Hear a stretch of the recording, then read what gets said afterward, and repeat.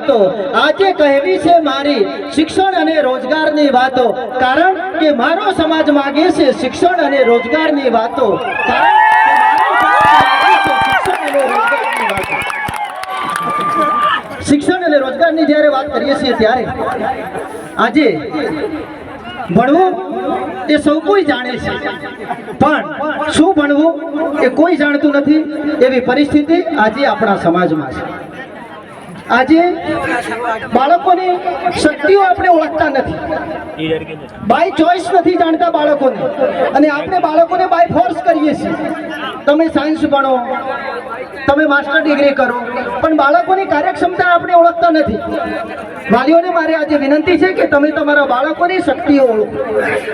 તમારું બાળક કોઈ વ્યવસાયિક ટેકનિકલ બાબતમાં સારી રીતે સફળતા મેળવી શકે તેમ છે, તો તમારા બાળકને BA કે MA સુધી કોલેજ કરાવવાની કોઈ જરૂર નથી। હું ગ્રેજ્યુએશન સુધી કોલેજ કરતા વ્યવસાયલક્ષી ITI ને વધુ પ્રાધાન્ય આપું છું।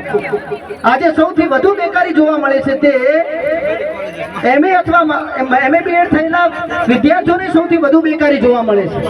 એના કરતા 10મું કે 12મું પાસ કરીને તમારામાં કોઈ જો વ્યવસાયલક્ષી કૌશલ્યની તાકાત હોય તો તમે એમને ટેકનિકલ લાઈન તરફ વાળો, તમે એમને ITI ની દિશા બતાવો, એ ક્યારેય બેરોજગાર નહીં રહે। હું કોલેજ શિક્ષણનો વિરોધ નથી કરતો મિત્રો, પણ તમારું લક્ષ્યાંક ક્લિયર હોય કે મારે માસ્ટર ડિગ્રી કરીને મારે પ્રોફેસર બનવું છે, મારે GPSC કરવી છે, એવો તમારો લક્ષ્યાંક ક્લિયર હોય તો તમે તમારા બાળકોને માસ્ટર ડિગ્રી કરાવી શકો છો। બાકી ITI આવનારા સમયની અને વર્તમાન સમયની સૌથી મોટી માંગ એ વ્યવસાયિક શિક્ષણ છે। વ્યવસાયિક શિક્ષણ તરફ આપણા યુવાનોએ આગળ વધવું પડશે। બીજું તો આપણે કહી શકાય છે કે ભારતમાં અને આપણા સમાજમાં બધે ટોળાશાહી જોવા મળે છે। જો આપણે શિક્ષણ મેળવેલું હશે તો મહાત્મા જ્યોતિબા ફૂલે સરસ વાત કરી છે, शिक्षा में उतनी ताकत है जो सही को सही और गलत को गलत कहने की क्षमता विकसित करती है। आज युवानों में जागृति આવી છે એનું કારણ જ આ છે। આપણે શિક્ષિત થયા છીએ, સાચું અને ખોટું કયું ઓળખી શકીએ છીએ, જાણી શકીએ છીએ। એટલા માટે મારે માતા પિતાને ખાસ વિનંતી છે, તમે તમારા બાળકને પરિવારથી થોડું દૂર, આપણું આ સમાજ સંકુલ યોગ્ય અને એકાંત વાતાવરણમાં જગ્યા પસંદ કરેલી છે, કારણ કે પ્રાચીન સમયના ગુરુકુળો આવા શાંત વિસ્તારમાં જ હતા।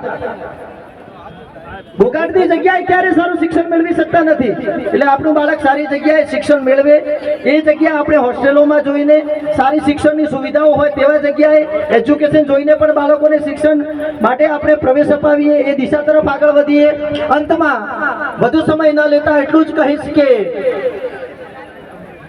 आसमान हमसे नाराज है, आसमान हमसे नाराज है, तारों का गुस्सा बेहिसाब है, तारों का गुस्सा बेहिसाब है, वो सब आज चल रहे हैं, वो सब आज चल रहे हैं, क्योंकि आज हम विश्व आदिवासी दिन मना रहे हैं, क्योंकि आज हम विश्व आदिवासी दिन मना रहे हैं, क्योंकि हम इस देश के मूलवासी हैं, हम इस देश के मूलवासी हैं, इसलिए आज हम विश्व आदिवासी दिन मना रहे हैं। अस्तु, जय हिंद, जय भारत।